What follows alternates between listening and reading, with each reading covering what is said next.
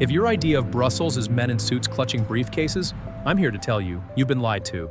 This city isn't some bureaucratic waiting room between Paris and Amsterdam.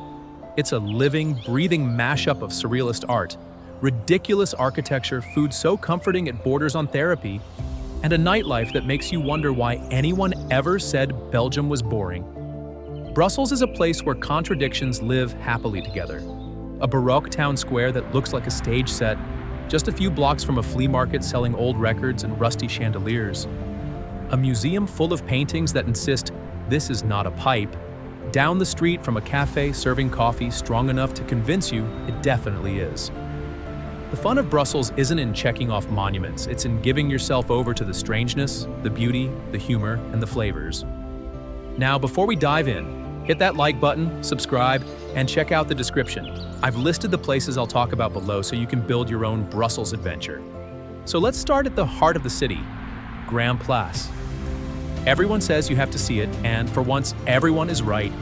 It's one of those squares that smacks you in the face the second you step into it.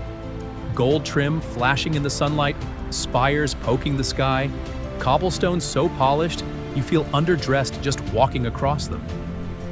Show up early in the morning with a coffee and pastry before the tour buses roll in, and the place feels like a private theater. You'll catch yourself staring up like a tourist cliché, but in Brussels, that's okay. From there, wander to Boulevard Anspach. It used to be a traffic nightmare, now it's one of Europe's largest car-free zones.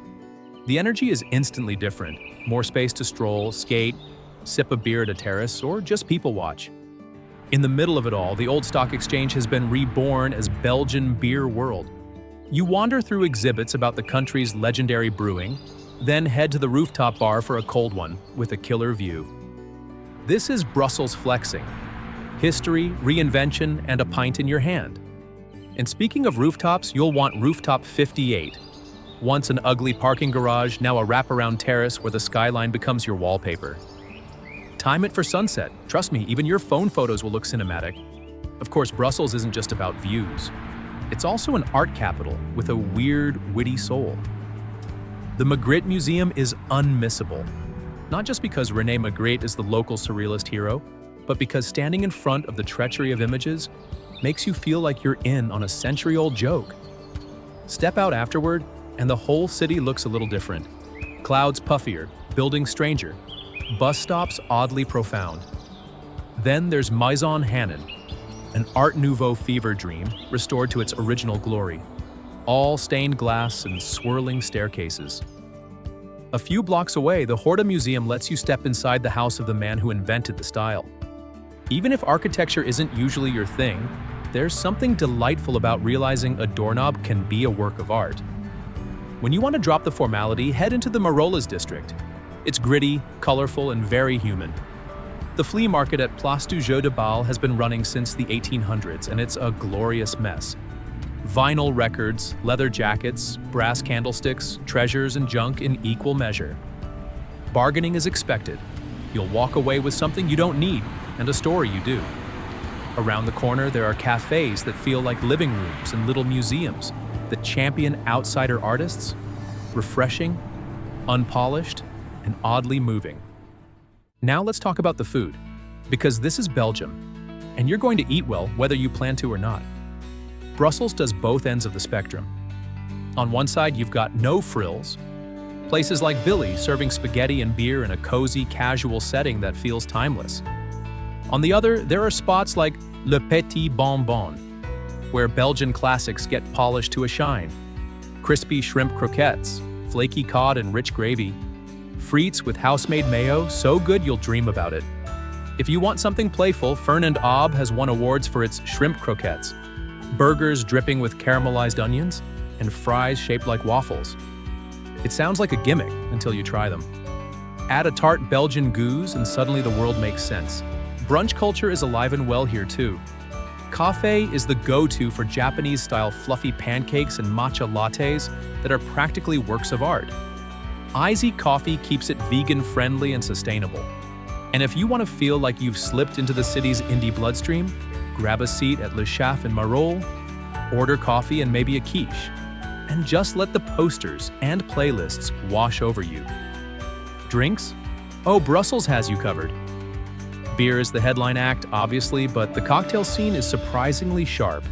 Edgar's Flavors mixes mezcal into masterpieces. Life is Beautiful is half bar, half living room, where strangers actually talk to each other.